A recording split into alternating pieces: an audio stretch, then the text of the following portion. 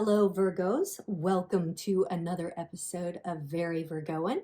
I am Veronica Virgo, and I am here to give you your new moon reading for September 2022. My apologies for being a day late and a dollar short.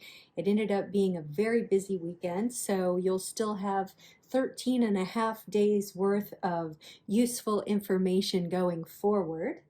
Happy birthday to any Virgo who had a birthday in August or September. We are now moving into Libra season, and when our birthday rolls around again next year, I want to do a lot more special stuff. I have a lot of obligations outside of my reading, so I was unable to do a lot of the special things I wanted to for our sign, but I am hoping that you had an amazing birthday and that you go into this new year around the sun with a lot of positivity and gifts and blessings. So as we did with the full moon, we're going to be working with the new Palladini deck that we worked with before because I really love it. I've enjoyed working with this deck over this month. And we're also going to be doing the Moonology cards again that have this lovely watercolor-like paintings on them, and the tarot dice as always, because I love to close off every reading with that. It's just become a ritual of mine. Very quickly, I will tell you that we are now in the new moon cycle, which is a clearing out of all things before the new moon, either wiping the slate clean, going back to the starting point, starting new projects, and it's a time of building and fruition. So it's a very exciting cycle. So let's take that in as I do your 3-card reading. I'm going to move the Moonology cards over here a little bit. You may notice, if you are a subscriber or a returning watcher, that I'm closing things in a little bit. I want you to be able to see the cards more fully. I haven't been terribly happy with that, and I keep mixing up my setup until I can either afford a better one or find a better way of doing it, maybe a little of both. All right, Virgo, let's get started with your recent past card. So this would be in the weeks preceding this new moon cycle. So the Queen of Swords. The Queen of Swords is sometimes seen as a bit cold. I like to think of her more as clear-minded and very, she has a great, what's the word I'm looking, she's very perceptive. That's the word I was trying to find. You don't pull anything off on the Queen of Swords because she's already been through it all, and she takes no shit off of anyone. And I say she, meaning he, she, they, right? No gender ascribed to this card. But it seems like you've either been culling down the bullshitters from your life, or you're kind of cutting through something that is overly complex, and you just want to get to the bare bones of it to know what you're working with. So this bodes very well for this cycle in that you've stripped everything down in the previous cycle. You've been concise, precise, and you are going forward with a very strong vision. I like this, Virgo. This is nice, and it speaks very much to myself as a Virgo, even though you probably don't care about that because you're not living my life. All right, let's see what your current energy is. 2 of Cups.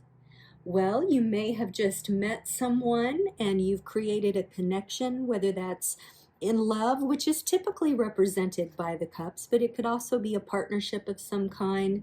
You've started building a business with someone, but you're in those early stages of love, respect, or adoration. So if you have not yet coupled with someone, you can take that in any context you like. But if you have not built a partnership with someone yet, it is imminent, or it's telling you you should start that. If you have someone in your mind and your mind will go directly to this person, even if you're like, well, I don't know. No, you should start a partnership with this person, however that means to you, but know that it's in its nascent stages. It's just beginning, so feel free to take your time and use that discernment that the Queen of Swords has already employed in this relationship. I'm not saying don't trust the person, but sometimes, even though we are picky and judgmental and everything needs to be just right, when we fall in love,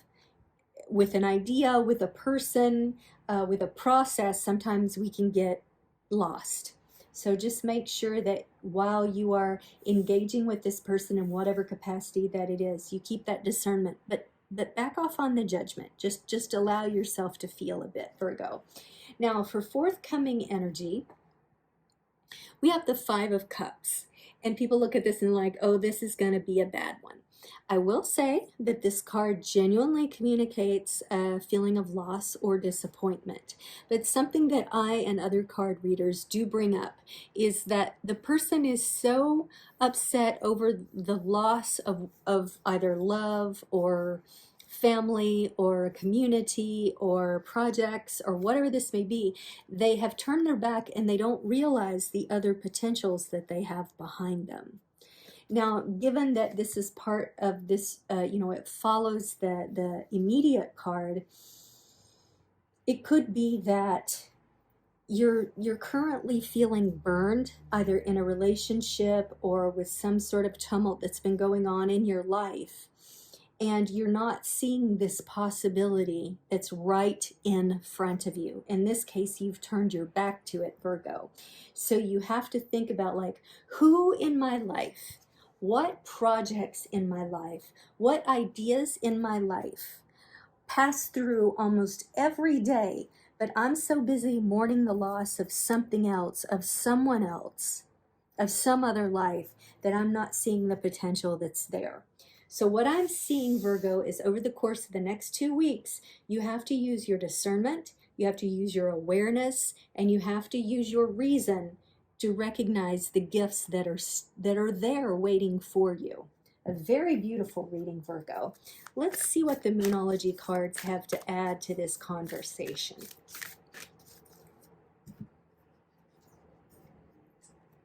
Oh, we got 2 cards, so I'm going to read them both. Adjustments are required, and you are good enough. Now, I think this card right here appeals to this card. You're feeling such loss, and a lot of times, because we are so discerning, because we have such perfectionistic tendencies, we can be no harder on anyone than ourselves. And we may think whatever we've lost here in the recent past is because of us. It's not. I'm not saying that you don't bear any responsibility or anything like that, because we all contribute to everything we're engaged in, okay?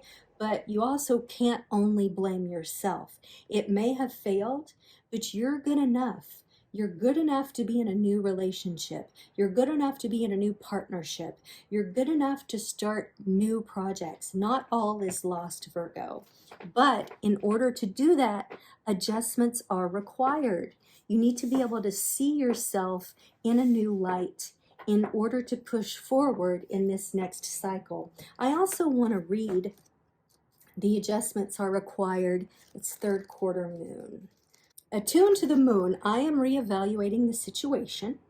It says additional meanings. Your life may be out of balance, and this may be causing your issues. It may be time to hatch a whole new plan.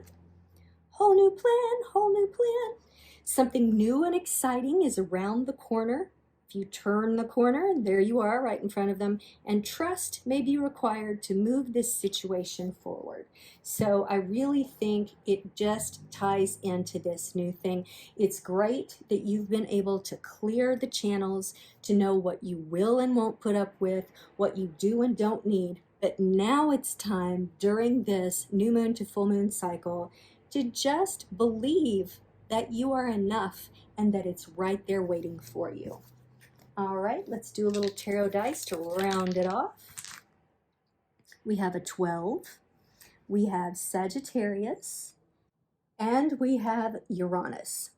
So with the 12, I feel that whatever this project or relationship is, by December, it's really going to flow. You're really going to feel empowered by it. It's going to yield a lot of success for you. And I don't know if that means monetarily, you know, emotionally, what that's going to do, but I think it's really going to be successful. And the Sagittarius, of course, is also December, at least for part of the time. And so I feel like if this person is a Sagittarius, was born in the 12th month, that could also be resonant. And then Uranus is about change. It's about it's expansive. It has ideas about changes for humanity that maybe aren't normally considered. It could even be seen sometimes as eccentric. So if this spirit is in yourself, because we are eccentrics for sure, or the person that you are wanting to partner with, this all bodes well, especially if it's like a shared trait that each of you wants to create change for humanity. Each of you recognizes the sort of eccentricity in each other, and it's a part of how you bond. It's just great. So Virgo, I say full steam ahead.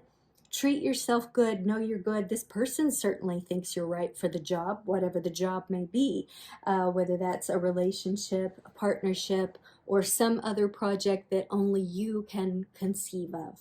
So just an absolutely wonderful reading for you, Virgo. If you like this reading, please like, comment, and subscribe. I'll be back in just a few days for your October overview reading of 5 cards instead of 3 cards, plus some other bells and whistles. And I'm so glad I could give you this reading, and I will see you on the flip side.